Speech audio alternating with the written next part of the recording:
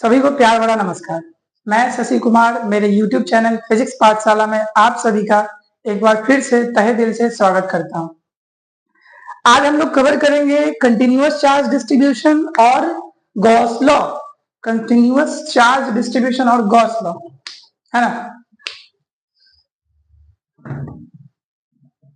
Copy pen निकाल लीजिए और हमारे साथ ही नोट बनाइएगा। कॉन्टिन्यूअस चार्ज डिस्ट्रीब्यूशन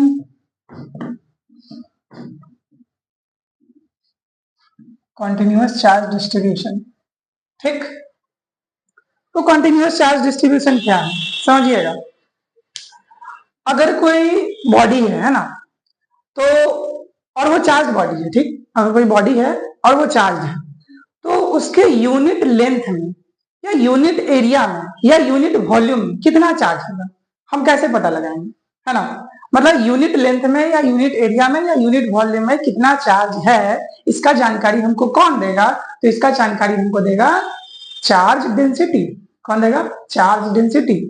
तो कह सकते हैं यहां से कि चार्ज डेंसिटी 3 प्रकार का होगा, है ना। On the basis of nature of body, क्या कहें? On the basis of nature of body, nature of body, है ना। बॉडी के नेचर के हिसाब से हमारे पास 3 तरह का चार्ज डिस्ट्रीब्यूशन होगा।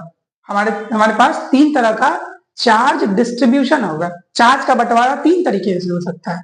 पहला तो लेंथ पे,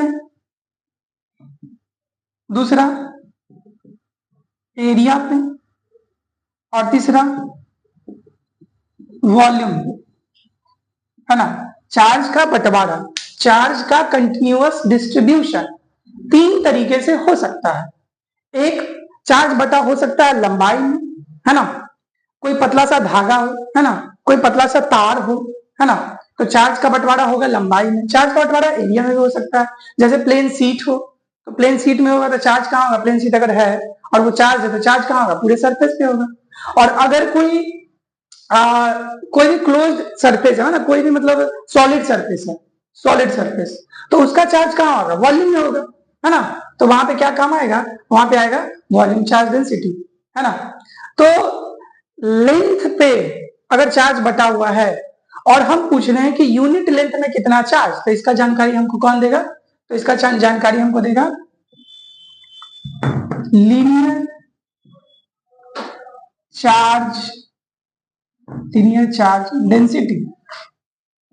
अगर चार्ज लंबाई में है और यूनिट लेंथ में कितना चार्ज है, तो इसका जानकारी हमको कौन देगा? Linear charge density. तो लीनियर चार्ज डेंसिटी क्या हो जाएगा? लीनियर चार्ज डेंसिटी को हम लोग दिखाते हैं लैम्डा से। किससे दिखाते हैं? लैम्डा से, ठीक। तो लैम्डा बराबर क्या हो जाएगा? लैम्डा बराबर charge per unit length, charge per unit length, ये होगा हमारा लीनियर चार्ज डेंसिटी। बात समझ गए? लीनियर चार्ज डेंसिटी कब यूज करेंगे? जब चार्ज कहां बटा होगा? चार्ज लेंथ में बटा होगा। चार्ज जब लंबाई में बटा होगा, तो यूनिट लंबाई में, यूनिट लेंथ में कितना चार्ज है, तो इसका जानकारी हमको कौन देगा? Linear charge density. तो लीनियर चार्ज डेंसिटी क्या होगा? Charge per unit length, charge per unit length, है ना। तो इसका ऐसा, अच्छा इसको हम ऐसे भी लिख सकते हैं delta Q by delta L, या ऐसे भी लिख सकते हैं D Q by D L. बात समझ गए? ठीक। अच्छा इसका ऐसा यूनिट क्या होगा? ऐसा यूनिट, तो इसका ऐसा यूनिट होगा, ऊपर चार्ज है नीचे लेंथ है, तो चार्ज का ऐसा यूनिट होता है कूलम और लेंथ का मीटर, तो कूलम और मीटर।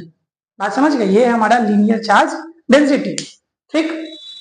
अच्छा अगर चार्ज लंबाई में नहीं बटा हुआ, चार्ज अगर सरफेस पे बटा हुआ, चार्ज अगर एरिया में बटा हुआ, है ना, तब हमारे पास लीनियर चार्ज डेंसिटी नहीं होगा। हमारे पास क्या होगा? सरफेस चार्ज डेंसिटी होगा। सरफेस चार्ज डेंसिटी क्या होगा? Surface charge density. बात समझ गए? तो सरफेस चार्ज डेंसिटी हमें क्या बताएगा? सरफेस चार्ज डेंसिटी हमें बताएगा कि यूनिट एरिया में कितना चार्ज है। चार्ज पूरे सरफेस पे है, लेकिन यूनिट एरिया में कितना चार्ज है, तो इसका जानकारी हमको कौन देगा? इसका जानकारी हमको देगा सरफेस चार्ज डेंसिटी। इसको दिखाते हैं सिग्मा से, ठीक। तो सिग्मा बराबर क्या हो जाएगा, चार्ज और unit area, charge per unit area. इसको हम ऐसे भी लिख सकते हैं delta Q by delta A, या ऐसे भी लिख सकते हैं D Q by D A. जरूरत के हिसाब से जो यूज पड़ेगा उसका हम यूज करेंगे। ठीक, इसका ऐसा यूनिट क्या हो जाएगा, इसका ऐसा यूनिट हो जाएगा, ऊपर चार्ज है तो कूलम, नीचे क्या है एरिया, एरिया क्या होता है मीटर स्क्वायर, तो चार्ज और coulomb per metre square, coulomb per metre square. तो ये था सरफेस चार्ज डेंसिटी। अगर चार्ज सरफेस पे नहीं बटा हुआ है, वॉल्यूम में बटा हुआ है, पूरे वॉल्यूम में है ना, कोई सॉलिड शेप है, कोई सॉलिड बॉडी है, उसके पूरे वॉल्यूम में चार्ज बटा हुआ है ना, तब उस वक्त हमें यूनिट वॉल्यूम में कितना चार्ज है, यूनिट वॉल्यूम में कितना चार्ज है, इसका जानकारी हमें कैसे प्राप्त होगा, है ना। चार्ज कहाँ है, चार्ज पूरे वॉल्यूम में बटा हुआ, यूनिट वॉल्यूम में कितना चार्ज, यूनिट वॉल्यूम में कितना चार्ज, तो इसका जानकारी हमको कौन देगा, इसका जानकारी हमें देगा volume, volume charge, volume charge density, है ना। इसको दिखाते हैं हम लोग रो से, रो, रो बराबर क्या हो जाएगा, charge upon volume, charge upon volume, charge per unit volume is defined as volume charge density. ठीक, इसको हम ऐसे भी लिख सकते हैं डेल्टा क्यू बाई डेल्टा भी, या ऐसे भी लिख सकते हैं डी क्यू बाई डी भी, है ना। अच्छा, इसका ऐसा यूनिट क्या होगा, तो इसका ऐसा यूनिट होगा, ऊपर क्या है कूलम, चार्ज के लिए कूलम, नीचे क्या है वॉल्यूम, वॉल्यूम के लिए मीटर क्यूब, है ना। तो इसका ऐसा यूनिट होगा कूलम पर मीटर क्यूब। तो ये था हमारा continuous charge distribution. Continuous charge distribution मतलब चार्ज का बंटवारा, है ना, चार्ज का कंटिन्यूअस बंटवारा। तो चार्ज का कंटिन्यूअस बंटवारा बॉडी के नेचर के हिसाब से 3 तरीके का होगा, या तो चार्ज लेंथ में बटा होगा, नहीं तो एरिया में, नहीं तो वॉल्यूम में बटा होगा चार्ज। चार्ज लेंथ में बटा हुआ है तो यूनिट लेंथ में कितना चार्ज, तो इसका जानकारी हमको देगा लीनियर चार्ज डेंसिटी, ये होगा चार्ज पर यूनिट लेंथ। ठीक, अगर चार्ज एरिया में बटा हुआ है तो यूनिट एरिया में कितना चार्ज होगा, तो इसका जानकारी हमको सरफेस चार्ज डेंसिटी देगा, और ये बराबर होगा चार्ज पर यूनिट एरिया। ठीक, अगर चार्ज वॉल्यूम में बटा हुआ है तो यूनिट वॉल्यूम में कितना चार्ज होगा, इसका जानकारी हमको कौन देगा, वॉल्यूम चार्ज डेंसिटी, ये क्या होगा चार्ज पर यूनिट वॉल्यूम। बात समझ गया। तो ये था हमारा कंटिन्यूअस चार्ज डिस्ट्रीब्यूशन, है ना। चलिए अब हम लोग चलते हैं गॉस लॉ पे, गॉस लॉ पे, और ये बहुत इंपॉर्टेंट टॉपिक है, सीबीएसई वाले हो या बिहार बोर्ड वाले हो, दोनों के लिए बहुत इंपॉर्टेंट टॉपिक है। और हमारा ये लास्ट टॉपिक ही है इस चैप्टर का, इस चैप्टर का हमारा लास्ट टॉपिक है, नाम क्या है, गॉस लॉ, गॉस लॉ। ठीक, गॉस लॉ क्या है ना, तो समझिए गॉस लॉ क्या कहता है, गॉस लॉ है क्या, है ना। गॉस लॉ कहता है कि किसी भी क्लोज्ड सरफेस से, मान लीजिए कि एक चार्ज यहाँ क्यू रखा हुआ है और ये क्यू एक इस सरफेस के अंदर बंद है, इस क्लोज्ड सरफेस के अंदर बंद है ना। अच्छा, एक Q1 चार्ज है और एक और मान लेते हैं Q2 चार्ज, ठीक, और इस क्लोज्ड सरफेस से दोनों चार्ज बंद है ना, क्लोज्ड सरफेस के अंदर है ये दोनों चार्ज। तो गॉस लॉ कहता है कि इस क्लोज्ड सरफेस से जो फ्लक्स पास हो रहा होगा, इस क्लोज्ड सरफेस से जो फ्लक्स पास हो रहा होगा, ये बराबर होगा कि अंदर चार्ज कितना है, अंदर चार्ज कितना है डिवाइड बाय एप्सिलॉन नॉट, अंदर चार्ज कितना है डिवाइड बाय एप्सिलॉन। बेसिकली यहां पर हम रखते हैं चार्ज किस मीडियम में, चार्ज जब मान लेते हैं एयर में है, कहां है, एयर में, अंदर कुछ नहीं एयर है, तो एयर का परमिटिविटी डालेंगे, है ना, एप्सिलॉन नॉट। तो गॉस लॉ कहता है कि गॉस लॉ कहता है कि किसी भी क्लोज्ड सरफेस से कितना फ्लक्स पास हो रहा है, ये बराबर होगा अंदर में चार्ज कितना है, अंदर में चार्ज कितना है डिवाइड बाय एप्सिलॉन नॉट, अंदर में चार्ज जितना है डिवाइड बाय एप्सिलॉन नॉट। अच्छा, इसको हम ऐसे भी कह सकते हैं कि 1 bye epsilon not times the net charge enclosed by the surface, है ना। तो गॉस लॉ क्या कहता है, गॉस लॉ कहता है कि the total flux passing through any closed surface, the total flux passing through any closed surface is equals to 1 by epsilon naught times 1 by epsilon naught times the net charge, the total charge enclosed by that closed surface। तो यहाँ पे क्या हो जाएगा बताइए, net charge कितना है यहाँ पे नेट चार्ज है Q1 प्लस Q2 इस कंडीशन के हिसाब से, है ना। गॉस लॉ यही कहता है, ठीक, बात समझ गए। तो लिखिए हमारे साथ Gauss law.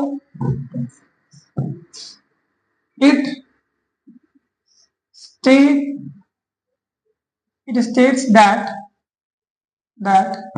the total flux passing through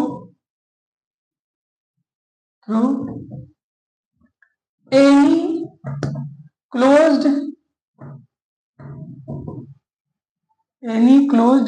surface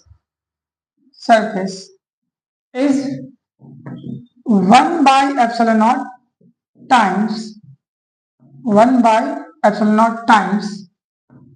the net charge, 1 by epsilon naught times the net charge enclosed by that closed surface,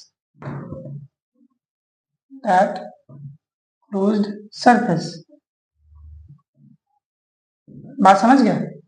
अगर कुछ ऐसा होता कि एक स्फीयर के अंदर एक 5 कूलम चार्ज है और एक -2 कूलम चार्ज है ना, और हमें पता करना है कि इस स्फीयर से टोटल फ्लक्स कितना पास हो रहा है, इस स्फीयर से टोटल फ्लक्स कितना पास हो रहा है, तो गॉस लॉ हमें कहता है कि टोटल फ्लक्स बराबर कितना होगा कि अंदर देख लीजिए चार्ज कितना है, अंदर चार्ज कितना है, तो अंदर चार्ज हो रहा है हमारा 5 - 2, है ना।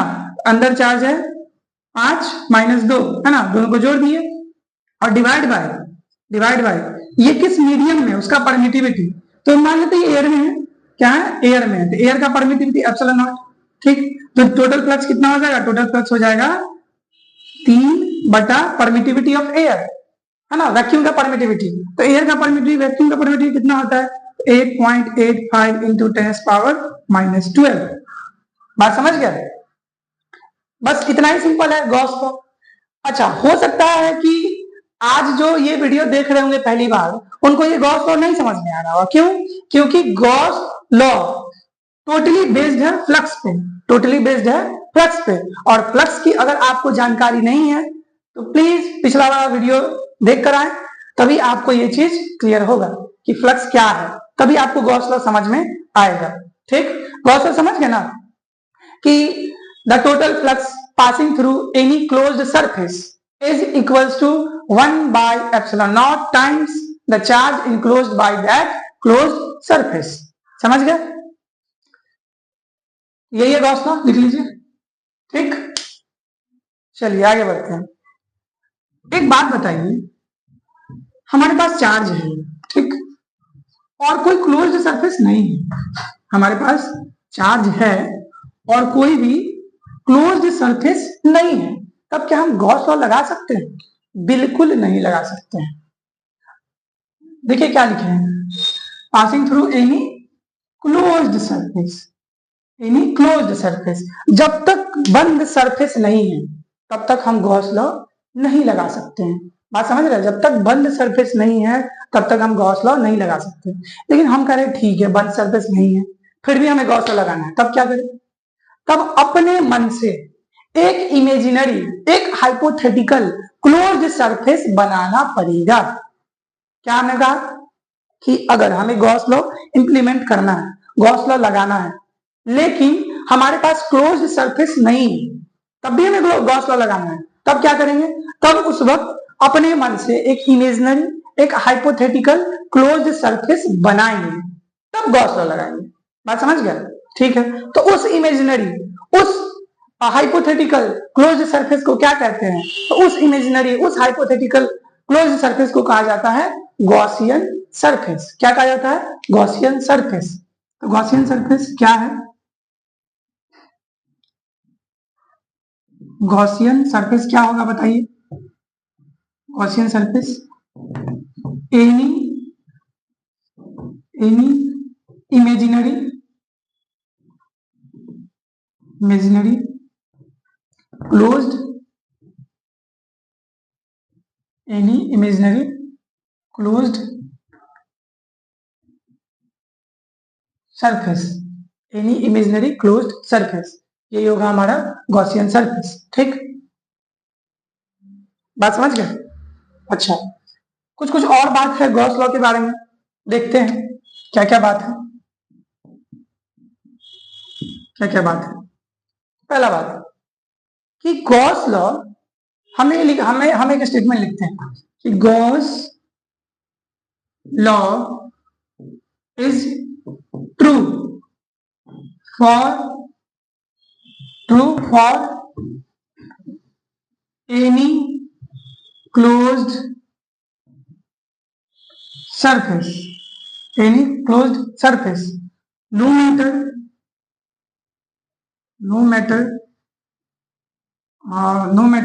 what the shape and size of the surface। क्या ये ट्रू है? हमने क्या लिखा कि Gauss law is true for any closed surface no matter what the shape and size of the surface. मतलब सरफेस का कुछ भी शेप और साइज हो, है ना, सरफेस का कुछ भी शेप और साइज हो, अगर वो क्लोज्ड सरफेस है तो गॉस लॉ एप्लीकेबल होगा। ये बात बिल्कुल सही है, ये बात बिल्कुल सही है। क्या कहा हमने कि गॉस लॉ एप्लीकेबल होगा किसी भी क्लोज्ड सरफेस के लिए। यहां भी हमने एनी क्लोज्ड सरफेस लिखा है, कोई भी क्लोज सरफेस हो गॉस लॉ एप्लीकेबल होगा, चाहे शेप कुछ भी हो उस क्लोज सरफेस का, साइज कुछ भी हो, उससे हमें लेना देना नहीं है। गॉस लॉ हम वहां पर लगा सकते हैं। आप समझ गए? अच्छा, दूसरा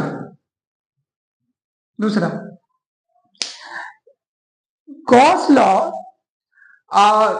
हमें लगाना है, ठीक है, गॉस लॉ हमें लगाना है और क्लोज सरफेस नहीं है, तब हम क्या करेंगे, अपने मन से एक इमेजिनरी सरफेस बनाएंगे जिसका नाम क्या है, गॉसियन सरफेस। तो उस वक्त एक बात ध्यान देंगे कि गॉसियन सरफेस जब भी बनाएंगे, है ना, गॉसियन सरफेस जब भी बनाएंगे तो कैसा बनाएंगे, सिमेट्रिकल बनाएंगे। पहले लिख देते हैं उसके बाद समझाते हैं। Gaussian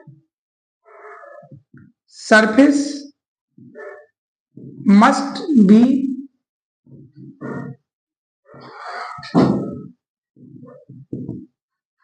symmetrical.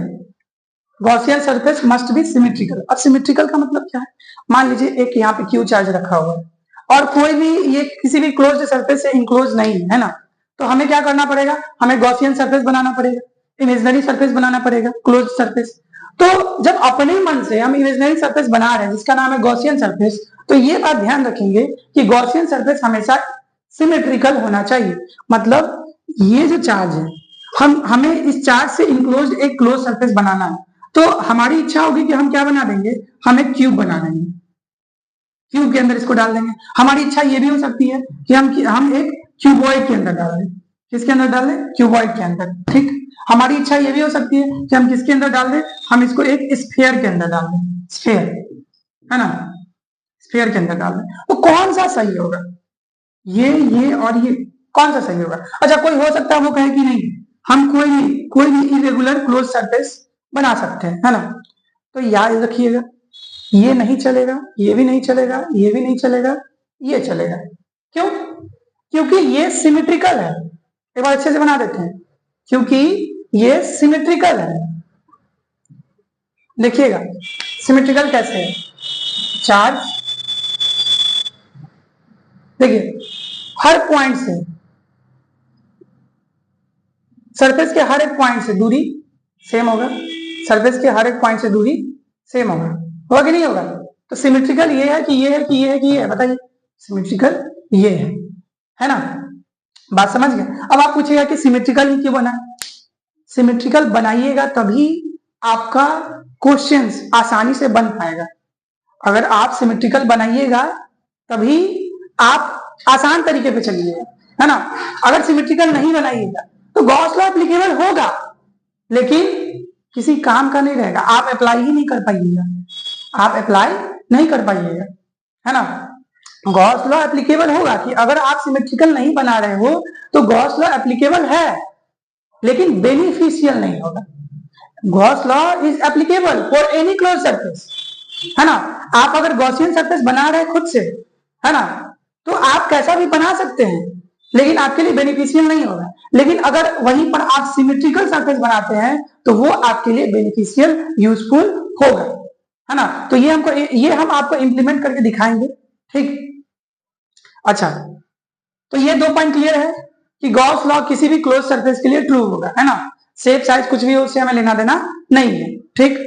अच्छा, गॉसियन सरफेस जब भी बनाएंगे तो कैसा बनाएंगे, सिमेट्रिकल बनाएंगे, हाँ। अच्छा, अगर पहले से क्लोज्ड है, चार्ज पहले से किसी क्लोज्ड सरफेस से गिरा पड़ा है ना, तो क्या वहां पे हमें गॉसियन सरफेस बनाना पड़ेगा? बिल्कुल नहीं बनाना पड़ेगा। जहां क्लोज्ड सरफेस नहीं है वहीं पे हमें गॉसियन सरफेस बनाना है। बात समझ गए? नोट कीजिए, तीसरा पॉइंट बताते हैं।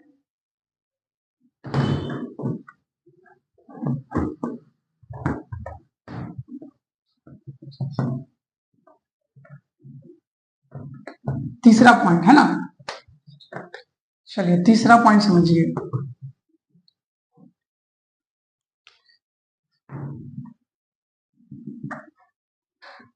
तीसरा पॉइंट है flux is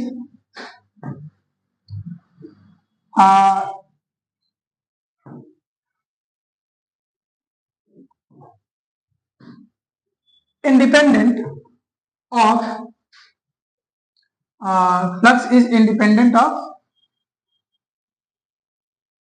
flux is independent of shape and size of closed surface।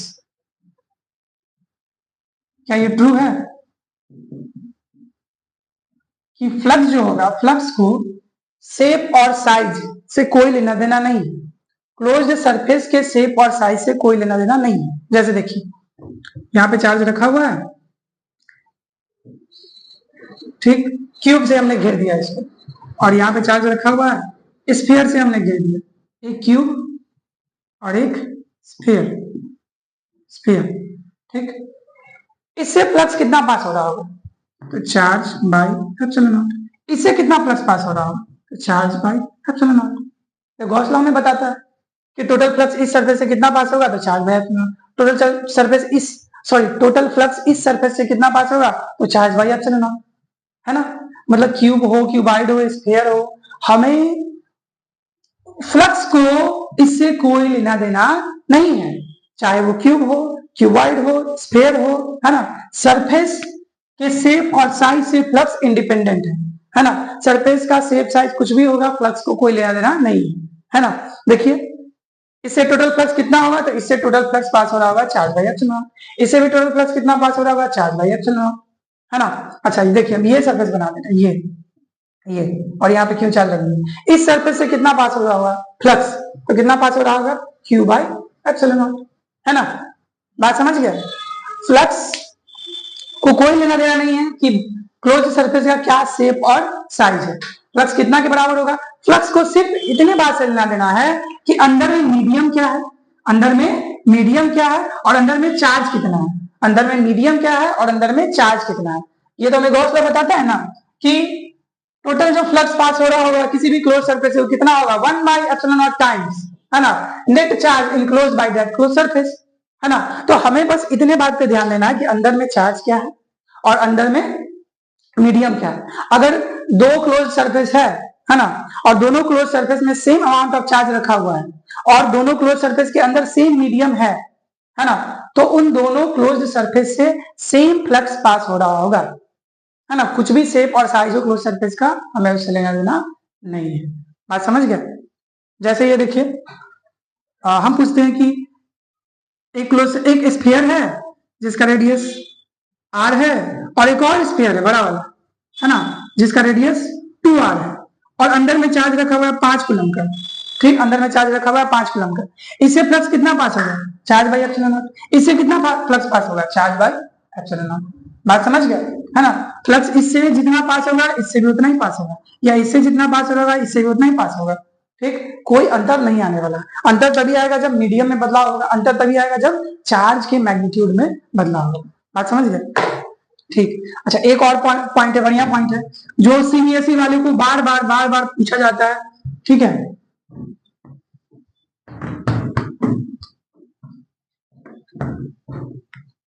समझिएगा क्या है।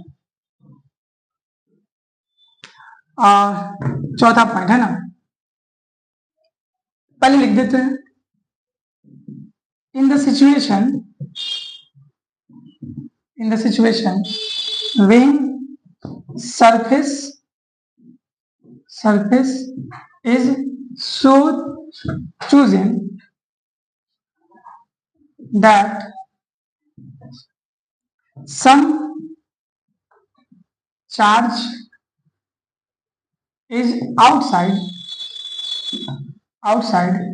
and some charge is inside the closed surface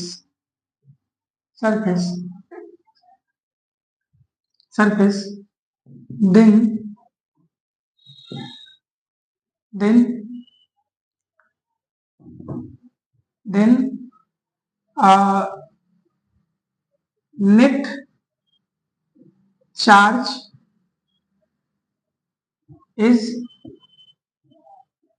net charge is only considered which is inside the surface, but the net electric field is due to all the charges। ये क्या हमने लिख दिया, पहले समझा देते हैं, उसके बाद क्या लिखा हुआ वो भी बता देंगे। देखिए, मान लेते हैं एक चार्ज यहाँ पे Q1 है, एक चार्ज यहाँ Q2 है, एक चार्ज यहाँ Q3 है और एक चार्ज यहाँ Q4 है। ठीक, और हमने सरफेस कुछ ऐसा ले रखा है। अच्छा, एक और चार्ज ले लेते हैं यहाँ पर Q5। ठीक, और हमने सरफेस, क्लोज सरफेस कुछ ऐसा ले रखा है कि सिर्फ इसी तीनों चार्ज को क्लोज कर रहा है, तो गॉस लॉ लगाना होगा। तो गॉस लॉ क्या लिखेंगे, flux is equal to net charge by epsilon naught. अच्छा, फ्लक्स का फॉर्मूला याद है, कल क्या पढ़े थे integration of E dot D A, याद है, integration of E dot D A, या ये भी था charge net by epsilon naught, या ये भी हम लिख सकते हैं ऐसे कि E dot delta A is equal to net charge by epsilon naught. ठीक, यही ना गॉस लॉ, बिल्कुल यही है गॉस लॉ। तो अगर कुछ ऐसा सिचुएशन हो कि हम सरफेस ही ऐसा चूज किए हुए हो कि कुछ चार्ज बाहर हो और कुछ चार्ज क्लोज सरफेस के अंदर हो, कुछ चार्ज बाहर हो और कुछ चार्ज क्लोज सरफेस के अंदर हो, तो उस वक्त ये जो नेट चार्ज है कितने के बराबर होगा, ये जो नेट चार्ज है ये सिर्फ अंदर वाले चार्ज के वजह से ही आएगा। मतलब नेट चार्ज कितने के बराबर होगा, नेट चार्ज बराबर होगा Q1 plus Q2 plus Q3, sorry Q1 plus Q2 plus Q4, Q1 plus Q2 plus Q4, है ना। नेट चार्ज हम कौन सा लेते हैं, तो नेट चार्ज हम लेते हैं अंदर वाले सरफेस का, है ना। सरफेस के अंदर जो चार्ज है वही चार्ज को हम लेते हैं, है ना। देखिए, net charge enclosed by that surface, है ना। तो नेट चार्ज जो सरफेस के अंदर है उसी को लेंगे। तो नेट चार्ज यहाँ पे ये क्यू नेट कितना पुट करेंगे, तो क्यू नेट पुट करेंगे Q1 plus Q2 plus Q4। लेकिन यहाँ पर जो नेट इलेक्ट्रिक फील्ड होगा, ये नेट इलेक्ट्रिक फील्ड, क्या ये इस तीनों चार्ज की वजह से होगा, ये तीनों चार्ज Q1 Q2 और Q4 नहीं, ये जो नेट इलेक्ट्रिक फील्ड है ना, ये Q1 Q2 Q3 Q4 Q5 की वजह से होगा।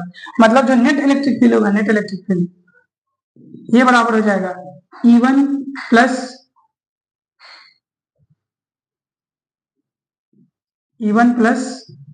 E2 plus E3 plus E4 plus E5। बात समझ गए, है ना।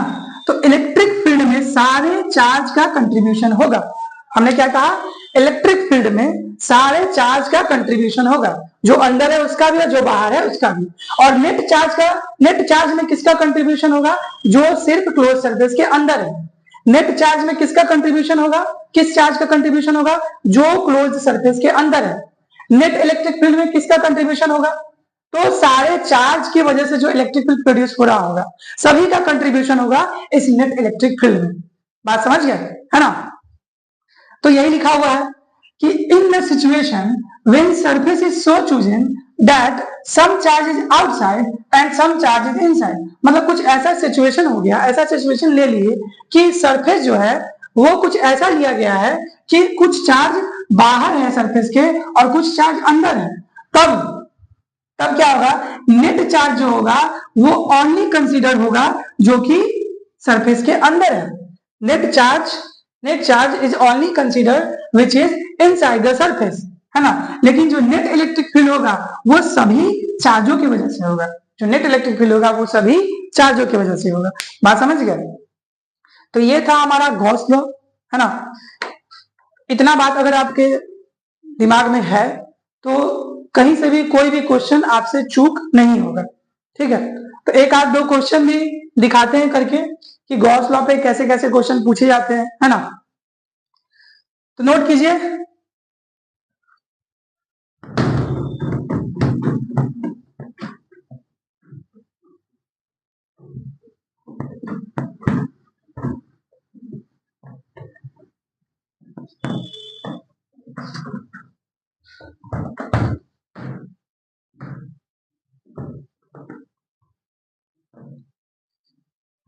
चलिए तो क्वेश्चन करते हैं। सबसे पहला क्वेश्चन, ठीक। सबसे पहला क्वेश्चन क्या है, अंदर में 2 कूलम का चार्ज, 5 कूलम का चार्ज, माइनस 1 कूलम चार्ज, ठीक। क्वेश्चन क्या पूछ रहा है, find the total flux passing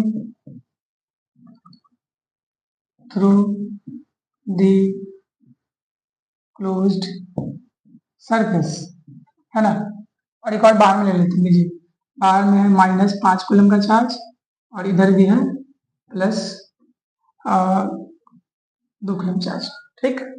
ये +2 कूलम है और ये +5 कूलम है। ऐसा क्वेश्चन बिहार बोर्ड में पूछा था इस साल, है ना। और नेट फ्लक्स बराबर क्या होगा, नेट चार्ज जो कहाँ हो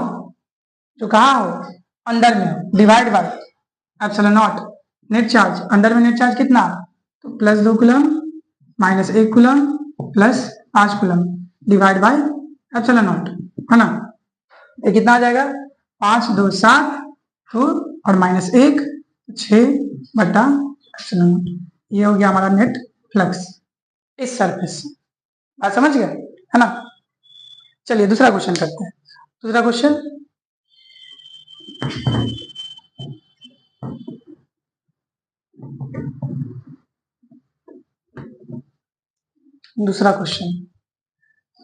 दूसरा क्वेश्चन क्या है कि एक समझ लीजिए कि हेमिस्फीयर, क्या है, हेमिस्फीयर, ऐसा हेमिस्फीयर है और यहां पर एक चार्ज रखा हुआ है Q। हेमिस्फीयर है ऐसा, है ना, और यहाँ पे चार्ज रखा हुआ है Q। हेमिस्फीयर ऐसा, यहाँ पे चार्ज रखा हुआ है Q, ठीक। पूछ रहा है find the flux passing through the hemisphere, है ना। तो क्या करेंगे बताइए, क्या आप गॉस लॉ यहां लगा सकते हैं, नहीं लगा सकते। क्यों नहीं लगा सकते हैं, क्योंकि गॉस लॉ तभी लगता है जब क्लोज्ड सरफेस होता है। क्लोज सरफेस है तो ओपन सरफेस है, ये हेमिस्फीयर कटोरा ओपन सरफेस होता है ना। तब क्या करेंगे, तो अपने मन से एक क्लोज्ड सरफेस बनाएंगे, है ना, और सिमेट्रिकल बनाएंगे। तो क्या करेंगे बताइए, एक कटोरा ऐसे रखा हुआ है हेमिस्फीयर, यहाँ चार्ज है और इस चार्ज को हमको बंद करना है एक क्लोज सरफेस के अंदर, और क्लोज सरफेस सिमेट्रिकल होना चाहिए। तो क्या करेंगे, इसके ऊपर एक और हेमिस्फीयर बना देंगे, इसके ऊपर एक और हेमिस्फीयर बना देंगे। क्या ये सिमेट्रिकल है? बिल्कुल सिमेट्रिकल है। तो टोटल फ्लक्स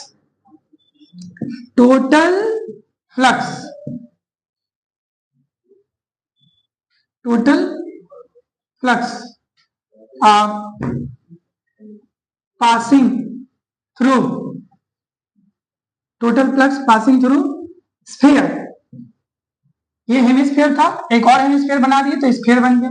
तो total flux passing through sphere कितना होगा? तो ये हो जाएगा, अंदर में चार्ज कितना है, Q divide by epsilon naught. ठीक, लेकिन हमको सवाल में ये नहीं पूछ रखा है कि स्फीयर से बताइए कितना फ्लक्स पास, हमसे पूछ रहा है हेमिस्फीयर। तो पूरे टोटल सरफेस से फ्लक्स पास हो रहा है Q बाई एप्सिलॉन नॉट, और हमसे क्या पूछा जा रहा है, आधे सरफेस से बताइए, हेमिस्फीयर से, है ना। तो आधे सरफेस से कितना हो जाएगा, फ्लक्स पासिंग थ्रू हेमिस्फीयर बराबर क्या हो जाएगा, इसका आधा कितना हो जाएगा, आधा हो जाएगा Q बाई 2 एप्सिलॉन नॉट। आप समझ गए? ठीक, ऐसा ही एक और सवाल है।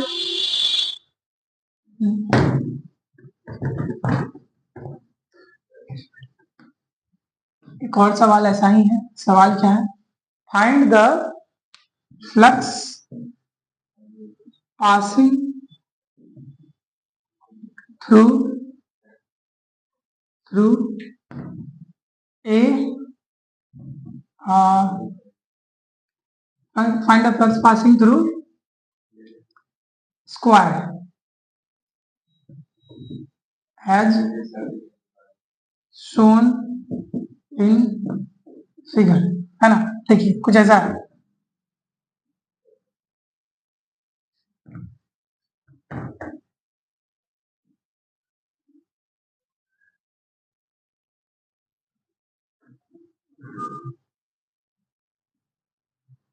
कुछ ऐसा स्क्वायर सीट दे रखा है ना, और स्क्वायर सीट से कुछ a/2 ऊपर एक चार्ज है Q। ये साइड कितना है, तो साइड A है।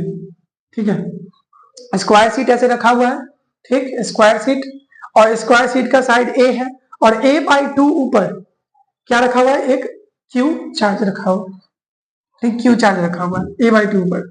अब कह रहा बताइए इस सीट से कितना फ्लक्स पास हो रहा होगा। सोचिए जरा, सबसे पहला पॉइंट, क्या यहाँ पे हम घोंसला लगा सकते हैं? नहीं लगा सकते हैं, क्योंकि क्लोज सरफेस नहीं है। तो क्या करना पड़ेगा, क्लोज्ड सरफेस बनाना पड़ेगा, जो कि सिमेट्रिकल होना चाहिए। तो एक स्क्वायर है, स्क्वायर सीट है, तो इसके लिए क्लोज सरफेस, सिमेट्रिकल सरफेस क्या होगा, एक क्यूब होगा, है ना। तो क्यूब बनाते हैं, क्यूब कैसे बनाएंगे देखिएगा।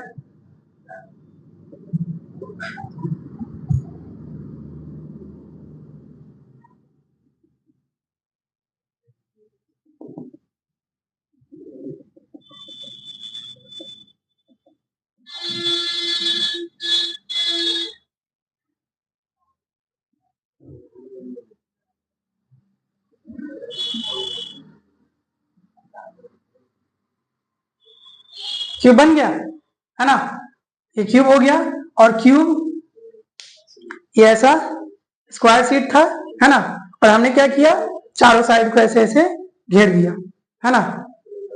पांचों साइड को, एक साइड तो पहले से था, पांचों साइड पे इधर से ऐसे ऐसे और ऊपर सब हमने घेर दिया। क्या ये अब क्लोज सरफेस के अंदर बंद हो गया, ये क्यू चार्ज बिल्कुल बंद हो गया। तो इसका सॉल्यूशन क्या होगा देखिए, तो total flux passing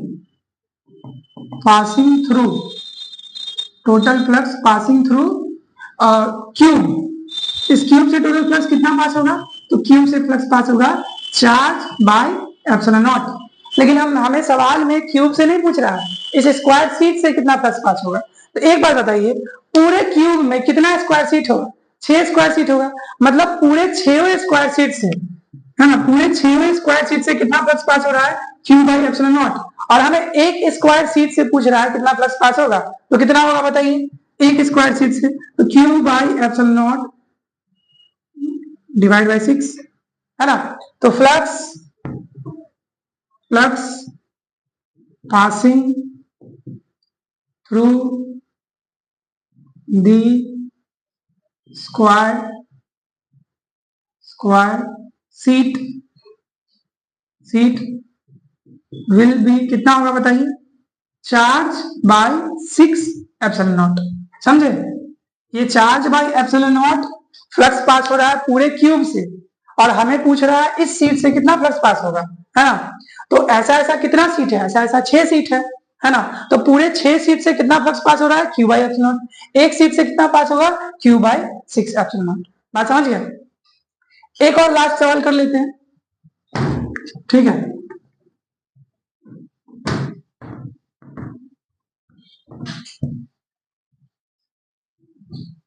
last question है ना,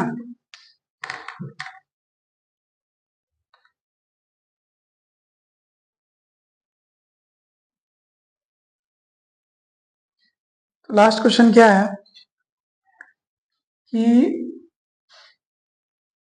एक स्फीयर है S1 और एक और स्फीयर है S2, और दोनों कंसेंट्रिक, क्या है, कंसेंट्रिक है। कंसेंट्रिक मतलब दोनों का सेंटर सेम, R1 इसका रेडियस और इसका रेडियस R2, छोटा वाला का रेडियस R1 और बड़े वाले का R2। एक चार्ज यहाँ रखा हुआ है Q, और एक चार्ज यहाँ इस पॉइंट पे रखा हुआ है Q, और इस पॉइंट पे रखा हुआ है 2Q। ठीक, तो सबसे पहला सवाल है कि what is the ratio of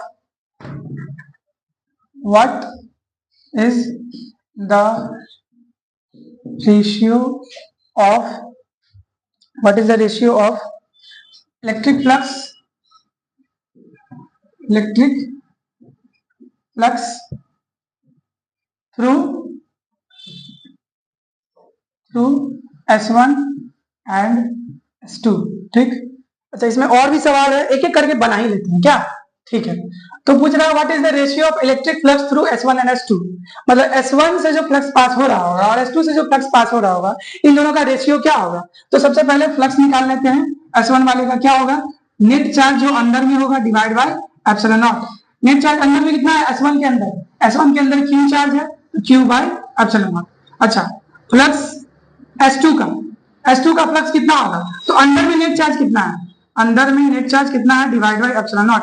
अंदर में नेट चार्ज कितना है, तो इस बड़े वाले सरफेस के अंदर ये 2Q चार्ज भी है और Q चार्ज भी है, तो टोटल चार्ज कितना हो जाएगा 3Q, Q plus 2Q 3Q divide by epsilon not.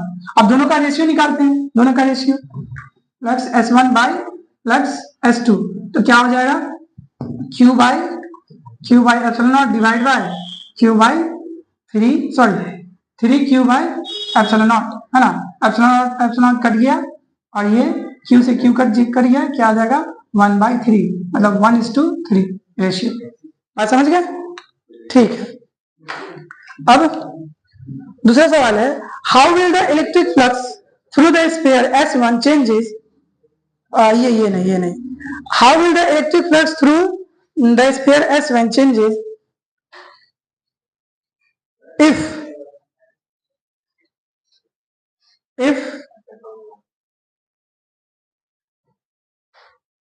if a medium of dielectric constant K is introduced in the sphere inside S1 in place of air, मतलब क्या पूछ रहा है, समझिएगा क्या पूछ रहा है।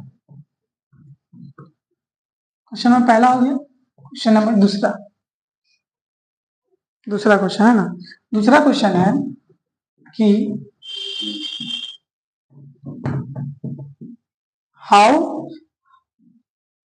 will the flux changes through the surface S1 S1 if a medium of dielectric constant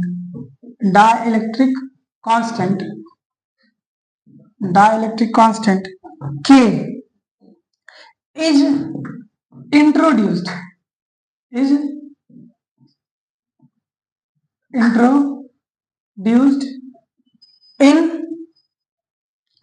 in S1 in place of air, है ना। कहने का मतलब है कि S1 के अंदर पहले एयर था, क्या था, एयर था। अगर हम एयर को हटा करके एक ऐसा मीडियम डाल दें, एयर को हटा करके एक ऐसा मीडियम डाल दे जिस मीडियम का डाइलेक्ट्रिक कांस्टेंट K है, तब इस S1 से फ्लक्स कितना चेंज होगा, S1 का फ्लक्स कितना चेंज होगा, है ना।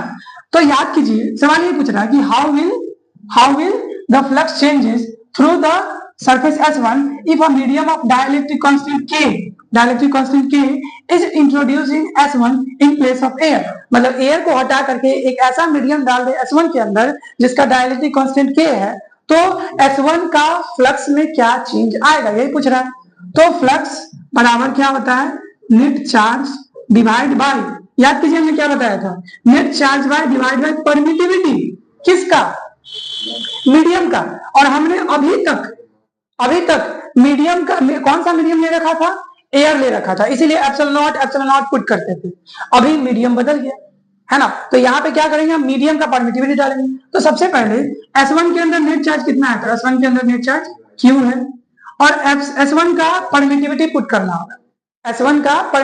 करना होगा, और डाइलेक्ट्रिक कांस्टेंट दे रखा है, अब क्या करेंगे बताइए।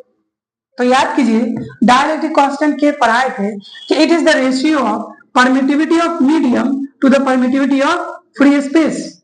Dielectric constant is defined as the ratio of permittivity of medium to the permittivity of free space. तो परमिटिविटी ऑफ मीडियम क्या होगा, परमिटिविटी ऑफ मीडियम हो जाएगा K इंटू एप्सिलॉन नॉट। तो यहाँ पुट कर दे K इंटू एप्सिलॉन नॉट, ठीक। तो यहाँ पूछ रहा है कि S1 के फ्लक्स में क्या चेंजेस आए हैं। तो क्या चेंज आए हैं, पहले S1 का फ्लक्स था Q बाई एप्सिलॉन नॉट, है ना, इनिशियली क्या, जब एयर था। अब क्या हो गया, फाइनली जब एक मीडियम हम इंट्रोड्यूस कर दी, तब उसका फ्लक्स कितना हो गया, Q by K epsilon naught. तो क्या चेंज आया, फ्लक्स हो गया है आपका, मतलब फाइनल फ्लक्स जो हो गया है वो 1 by K times initial flux. देखिए फाइनल फ्लक्स कितना है, Q by K epsilon naught, और initial flux Q by epsilon naught. तो फाइनल फ्लक्स कितना हो गया है, 1 by K times initial flux, ठीक। फाइनल फ्लक्स कब, जब हम एक मीडियम इंट्रोड्यूस किए, मीडियम, है ना। और इनिशियल फ्लक्स कब, जब एयर था, बात समझ गए। अच्छा, इस पे एक और सवाल हम पूछते हैं, बताइए अगर इसके अंदर कोई मीडियम ना डाल के, इसके अंदर मान लीजिए S1 के अंदर क्या है, तो S1 के अंदर एयर ही है, S1 के अंदर क्या है, S1 के अंदर एयर है, ठीक। और S1 के अंदर Q चार्ज रखा हुआ है, और हम क्या किए हैं, एक मीडियम इंट्रोड्यूस कर दे रहे हैं, इस जो गैप है S1 और S2 के बीच में जो गैप है, इसके अंदर एक मीडियम इंट्रोड्यूस कर दिए जिसका डाइलेक्ट्रिक कांस्टेंट K है। और अब हम पूछ रहे हैं कि S1 के फ्लक्स में क्या चेंज आएगा, बताइए S1 के फ्लक्स में क्या चेंज आएगा। सवाल सुनिए, सवाल पहले, S1 के अंदर एयर है और एक Q चार्ज रखा हुआ है। S1 के अंदर, S1 जो भी स्फीयर है S1, उसके अंदर क्या है, एयर है ना, किसी प्रकार का मीडियम नहीं, एयर रखा हुआ, एयर है, ठीक, एयर है, ठीक। और S1 और S2 के बीच में जो जगह है, उसके अंदर एक हम मीडियम डाल दिए, जिसका डाइलेक्ट्रिक कांस्टेंट K है। अब सवाल पूछ रहे हैं कि S1 के फ्लक्स में क्या चेंज आएगा, बताइए। तो S1 के फ्लक्स में कोई चेंज नहीं आएगा, क्योंकि फ्लक्स बराबर होता है चार्ज क्लोज सरफेस के अंदर कितना है, डिवाइड बाय मीडियम का परमिटिविटी, अंदर तो मीडियम एयर ही है, मतलब हमें बाहर वाले मीडियम से कोई लेना देना नहीं है, हमें अंदर वाले मीडियम से लेना देना है, और अंदर में तो एयर का एयर ही है, तो कोई फ्लक्स में बदलाव नहीं आएगा। किसके? S1 के फ्लक्स में बदलाव नहीं आएगा। बात समझ गए? तो ये था इलेक्ट्रिक गॉस लॉ की कहानी, है ना। इससे अधिक न्यूमेरिकल नहीं पूछा जा सकता है, इससे टफ न्यूमेरिकल नहीं पूछा जा सकता है ना, इतना इनफ है। तो आज के लिए रहने देते हैं, मिलते हैं अगले वीडियो में, ठीक है।